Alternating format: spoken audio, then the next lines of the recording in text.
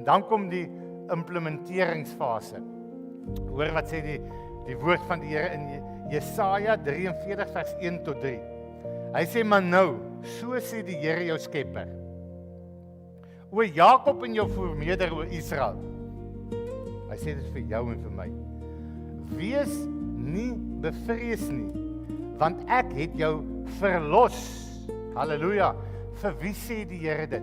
Sê hy dit vir enige mens? Hy sê dit vir die broeders. Hy sê dit vir die kinders van God. Sy volk. Jy is God se. So hy sê hierdie vir jou. Wees nie bevrees nie, want ek het jou verlos. Ek het jou by die naam geroep. Are you born again? Behoort jy aan die Here? Dis wat die Here vir jou sê vanoggend. Hy sê, as jy deur die water gaan, is ek by jou, en deur die riviere, hulle sal jou nie oorstroom nie. As jy deur die vuur gaan, sal hulle jou nie skroei nie, en die vlam sal jou nie brand nie.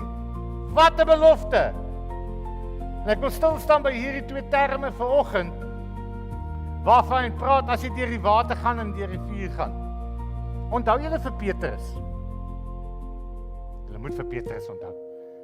Die ouetjie wat op die skuit was, saam met sy chommies.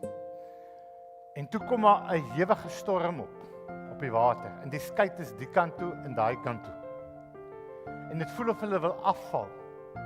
Branders. En dis wind en dis reën. En daar kom iemand aangestap op die water. Wat sê hulle? Ja, is 'n spook. En Petrus sê, nee, dis Jesus. Jesus sê, kom na my toe as jy glo. En hy klim op die water en hy stap. Want hy glo mos, né? Onthou ons, wat word getoets? Ons geloof. En hy stap op die water. En toe hy so lekker net so tussen die skuit en die boot is, begin hy kyk na die branders. En hy begin kyk na die golwe en die wind wat waai. En wat gebeur toe met hom? Hy begin sink, né? En hy steek sy hand, hy sê, Here, red my tog. En Jesus gryp sy hand, tel hom op, lig hom op en hy stap saam met hom in die water en hy klim in die boot. Jesus sê vir die storm, gaan lê. En dit gaan sê. So dis nou die storie van Petrus. Het jy al so gevoel? Jy het die geloof en dan begin jy in jou wat ook al jy deurgaan jou situasie, né? Onthou ons almal gaan deur verskillende goeie. Die Here ken my en jou perfek. Hy weet waar hy ons kan help. Nou gaan ons deur daai moeilike tye wat die vyand kom en ek wil nie sê die Satan kom nie. Ja.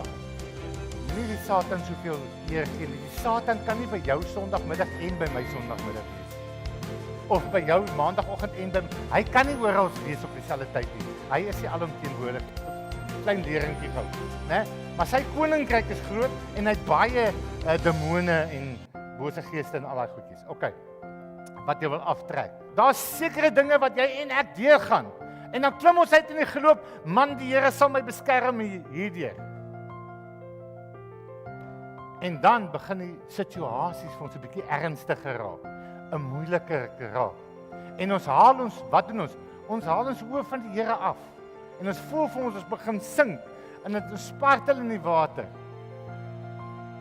Ons gaan probleme en swaar kry in hierdie lewe ondervind. Probleme en swaarkry kom ons lewe. En baie gaan veroorsaak word deur ons eie keuses. Want ons maak soms die stupidste keuses. Is dit nie so nie? Moet ons leer is die volgende om nie ons in die geleenthede nie ons oë van die Here af te haal nie. Moenie jou oë van die Here afhaal nie, né? Dis net 'n toets. Amen. Sê vir jouself, dis net 'n toets.